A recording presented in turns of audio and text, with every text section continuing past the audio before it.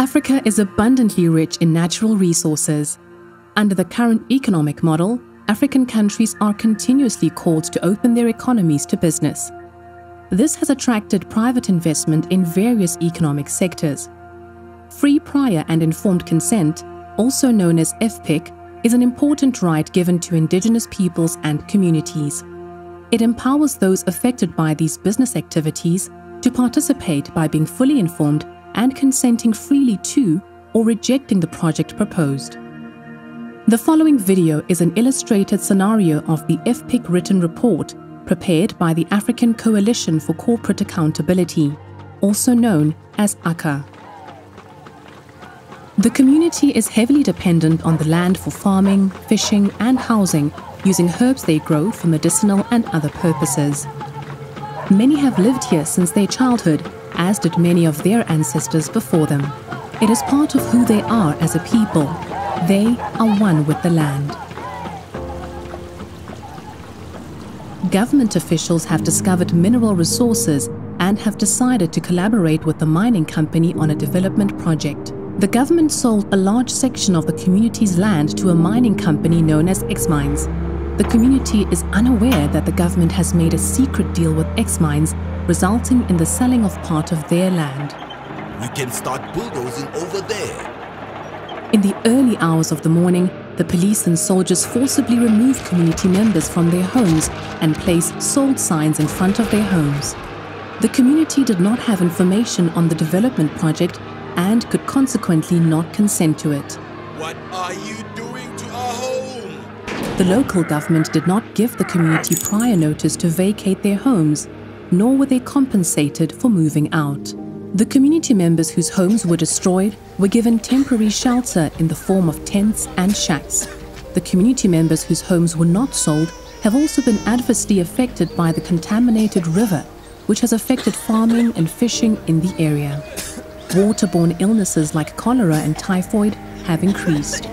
The entire community is fed up with the broken promises made by government officials to address their concerns and have decided to call a town hall meeting, inviting everyone adversely impacted by the business activities of X-Mines.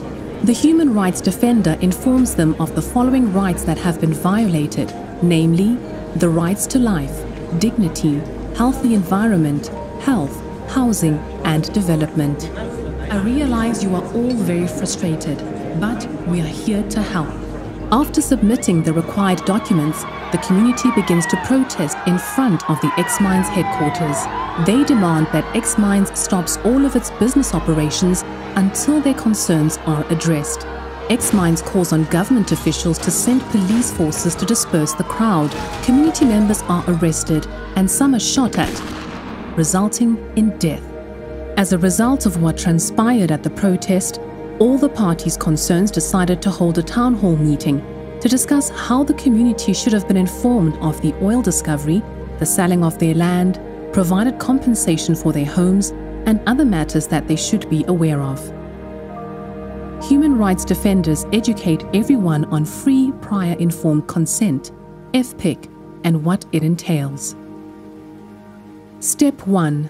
The company should identify who the community representatives are and request to meet with them. Step 2. The community representatives must inform the community of the meetings with the company officials and invite all to take part. The company should meet with everyone. Members of the community who are most often marginalized, women, the elderly and the disabled are encouraged to attend. Step 3. The community should hold an internal meeting to discuss matters further. Step 4. The community should seek legal advice. Step 5. Community must negotiate with the company and government officials to discuss their legal rights. Does everyone agree? Step 6. The community decides together on the way forward. Step 7. The community must maintain open communication with the company and government officials.